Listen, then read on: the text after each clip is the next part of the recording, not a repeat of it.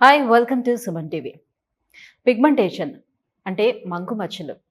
మనం ఎంత ఫెయిర్‌గా ఉన్నా కూడా ఆ పిగ్మెంటేషన్ వచ్చిందనంటే అందవిహీనంగా మారిపోతూ ఉంటుంది. చాలామందిని చూస్తూ ఉంటాం. మంచి కలర్‌తో ఉంటారు. కానీ ఈ పిగ్మెంటేషన్ వచ్చిన తర్వాత కనీసం బయటికి రావడానికి కూడా ఇబ్బంది పడుతూ ఉంటారు. సో, నార్మల్ స్కిన్ తోటి బయటికి రావాలంటే చాలా ఇబ్బందిగా ఫీల్ అవుతూ ఉంటారు. మరి ఈ మంకు మచ్చల్ని ఎలా తొలగించుకోవాలి? దీనికి ఎటువంటి ట్రీట్మెంట్ అందుబాటులో ఉంది? ఈ విషయాన్నే తెలుసుకుందాం. మనతో పాటు ఉన్నారు Keha skin and hair clinic నుంచి డాక్టర్ దుర్గా కళ్యాణి గారు. Hello ma'am. హలో అండి. మ్యామ్, సో ఎంత మంచి ఫెయిర్‌గా ఉండేటటువంటి స్కిన్ ఉన్నప్పటికీ కూడా అంటే ఫెయిర్ ఇన్ ద సెన్స్ మంచి తెల్లగా ఉండి ఎంత బాగున్నప్పటికీ కూడా చాలా మందికి పాపం ఫేస్ దగ్గరకు వచ్చేటప్పుడు కల్లా ఆ పిగ్మెంటేషన్ తోటి సఫర్ అవుతూ సో మేకప్ వేసుకున్నా కూడా చాలా మందికి కవర్ అవ్వదు అది. సో దాంతో చాలా సఫర్ అవుతూ ఉంటారు. సో మరి దీని నుంచి బయటపడాలంటే అసలు ఎందుకు వస్తుంది ఫస్ట్ థింగ్? ఇదేమైనా జెనెటిక్ గా వచ్చే ఛాన్స్ ఎంతవరకు ఉంటుంది?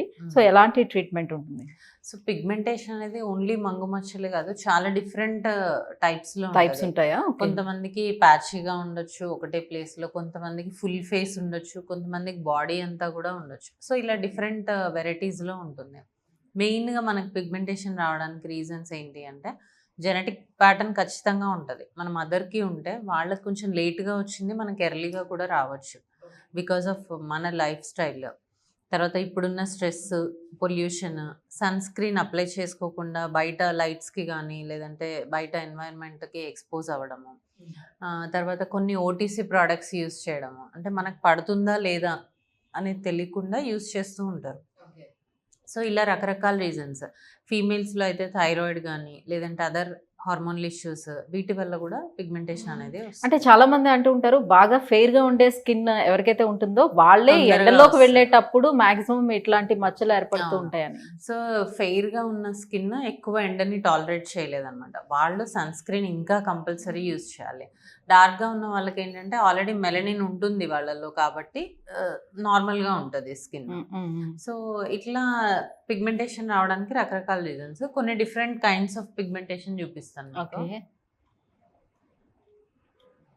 సో ఇది మెలాస్మా, మీరు అన్నట్టు మంగు మచ్చలు. కొంతమందికి ఇలా చీక్స్, నోస్ పైన కూడా వస్తుంది, అప్పర్ లిప్ కూడా వస్తుంది. సో ఈ మంగు మచ్చలు అనేది ఏంటంటే మనం స్టార్టింగ్ స్టేజ్ లో వస్తేనే తగ్గించడం చాలా ఈజీ అన్నమాట. ఎందుకంటే ఓన్లీ సూపర్ఫిషియల్ లేయర్ వరకే ఉంటుంది. అది డీప్ వెళ్తున్న కొద్దీ మనకి ట్రీట్మెంట్ ఆప్షన్స్ అనేవి తక్కువగా ఉంటాయి. అండ్ ఇది మొత్తం ఫేస్ అంతా డార్క్ అవ్వడము, ఇది డిఫ్యూజ్ అనమాట. కానీ ఇది బ్లాక్ స్కిన్, వాళ్ళకి మెలనిన్ బానే ఉంటుంది కదా, అయినప్పటికీ కూడా బాగా బ్లాక్ గా. ఈ కండిషన్ లో ఏంటి అంటే ఒకటి హెయిర్ కలర్.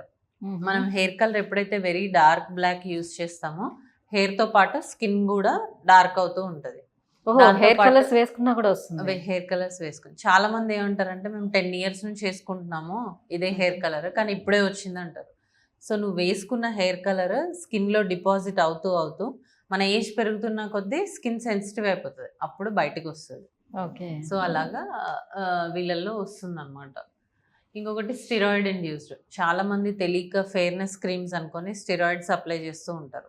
స్టార్టింగ్ లో బాగానే ఉన్నా కూడా తర్వాత ఇలాంటి సైడ్ ఎఫెక్ట్స్ వస్తాయి. పిగ్మెంటేషన్ రావడం, పింపుల్స్ రావడము, తర్వాత స్కిన్ చాలా సెన్సిటివ్ అయిపోవడం, ఇట్లా అవుతూ ఉంటుంది. అంటే మార్కెట్ లో రకరకాల ప్రొడక్ట్స్ ఈ ఫెయిర్నెస్ కోసం అని దొరుకుతూ ఉంటాయి. సో ఎవరి స్కిన్ కి ఏది సెట్ అవుతుందో తెలియదు. సో మనం నార్మల్ గా యాడ్ చేసి తీసేసుకుంటూ ఉంటాం. ఇంగ్రీడియంట్స్ ఏముంటాయి కూడా తెలియదు. చాలా మంది మెడికల్ షాప్ కి వెళ్ళేసి మేము తెల్లగా అయిపోవాలి అంటాడు. వాడేం చేస్తాడు, స్కిన్ లైట్నింగ్ క్రీమ్స్ ఇస్తాడు. దానివల్ల వాళ్ళకి ఫస్ట్ పెట్టుకోగానే బాగా అనిపిస్తుంది, అమ్మ బాగుంటున్నామని, కానీ సెన్సిటివ్ అయిపోతుంది స్కిన్. ఇలా తర్వాత ఇలా వస్తాయి అన్నమాట. సో ఇది క్లోయాస్మా అనే కండిషన్. జనరల్గా ప్రెగ్నెన్సీలో కూడా స్కిన్ డార్క్ అవుతూ ఉంటుంది. సో కొంతమందికి నెక్ దగ్గర ఎక్కువ డార్క్, అది వెయిట్ వల్ల అవుతుంది. ఫేస్ పైన వచ్చే మచ్చల్ని క్లోయాస్మా అంటారు. ఇదేంటంటే టెంపరీ ఉంటుంది, ఓన్లీ ప్రెగ్నెన్సీలో ఉంటుంది, తర్వాత తగ్గిపోతుంది. కానీ కొంతమందికి మాత్రం ఇట్లా పర్సిస్ట్ అయిపోతూ ఉంటుంది, అంటే అలాగే ఉంటుంది అన్నమాట. So smokers face, smoking, alcohol ఉన్న వాళ్ళకి, B12 డెఫిషియన్సీస్ ఉన్న వాళ్ళకి, తర్వాత iron deficiency, D3 deficiency, hormone issues ఉన్న వాళ్ళందరికీ కూడా స్కిన్ అనేది డ్యామేజ్ అయిపోతుంది. మెయిన్గా స్మోకింగ్ వాళ్ళలో ఏంటంటే ఏజింగ్ ఫీచర్స్ తొందరగా వస్తాయి. పిగ్మెంటేషన్ కానీ, ముడతలు కానీ, ఇలాంటివి ఎక్కువగా ఎర్లీగా చూస్తూ ఉంటాం. సో అట్లా పిగ్మెంటేషన్ వచ్చినప్పుడు మన దగ్గరికి వచ్చినప్పుడు అసలు ఎందుకు వస్తుంది అనేది మనం ఎంక్వైరీ Investigation చేయడం చేసుకోవాలి. జరుగుతుంది. లైక్ ఇప్పుడు B12 డెఫిషియన్సీ, ఐరన్, D3 ఈ డెఫిషియన్సీస్ ఉన్నాయా, ఫస్ట్ స్టెప్. జెనెటిక్గా ఉందా, స్ట్రెస్, హార్మోన్ ఇంబ్యాలెన్సెస్ ఏమన్నా ఉన్నాయా, హార్మోన్ టెస్ట్లు కూడా మనం చేస్తాం అనమాట. సో ఇది ఎందుకు వస్తుంది అనేది ఫస్ట్ మనం ఫిక్స్ చేసుకున్న తర్వాత ట్రీట్మెంట్కి వెళ్తాం.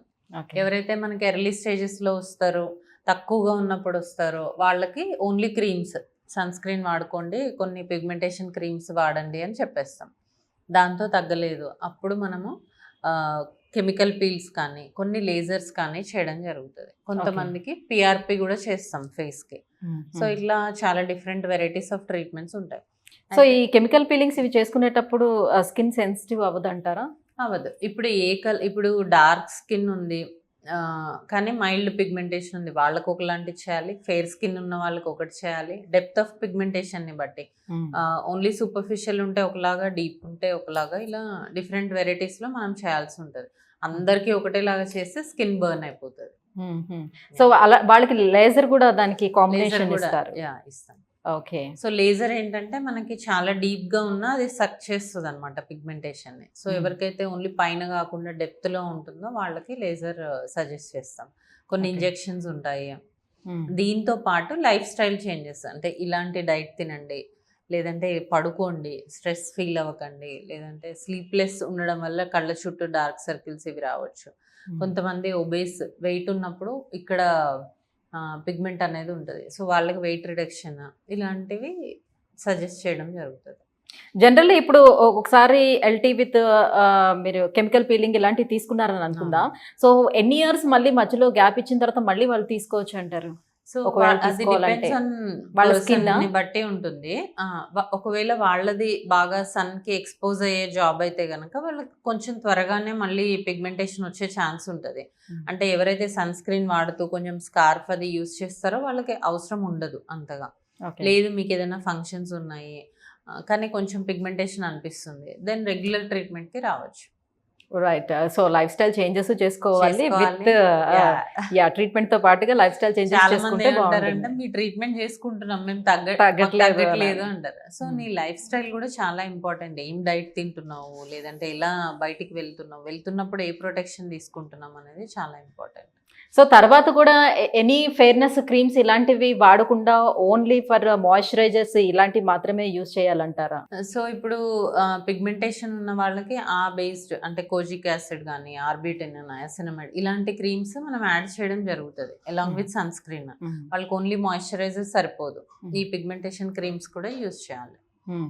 అంటే ఇప్పుడు కొన్ని రకాల క్రీమ్స్ ఓన్లీ నైట్ టైమ్స్ మాత్రమే యూజ్ చేస్తామని ఇస్తూ correct. ఉంటారు కదా, అలాంటివి ఏవైనా సరే డే టైమ్ లో యూజ్ చేసి వాళ్ళ ఎండకి ఎక్స్పోజ్ అయితే సో ఇలా అయ్యే ఛాన్స్ ఎంతవరకు ఉంటుంది? ఖచ్చితంగా ఉంటుంది ఇలా అయ్యే ఛాన్స్. ఎందుకు అంటే కొన్ని నైట్ క్రీమ్స్ మనం నైటే యూజ్ చేయాలి, దానికి లైట్ పడకూడదు అనమాట. ఫర్ ఎగ్జాంపుల్ రెటినాల్ క్రీమ్స్ అంటే యాంటీ ఏజింగ్ క్రీమ్స్ యూజ్ చేసినప్పుడు అది లైట్ ని తీసుకోలేదు, సో దానివల్ల స్కిన్ సెన్సిటివ్ అయిపోతుంది. అప్పుడు మనం ఏం చేస్తాం, నైట్ అది యూజ్ చేసి మార్నింగ్ మంచిగా ప్రాపర్ సన్ స్క్రీన్ అప్లై చేసుకునే బయటికి వెళ్ళండి అని చెప్తాం.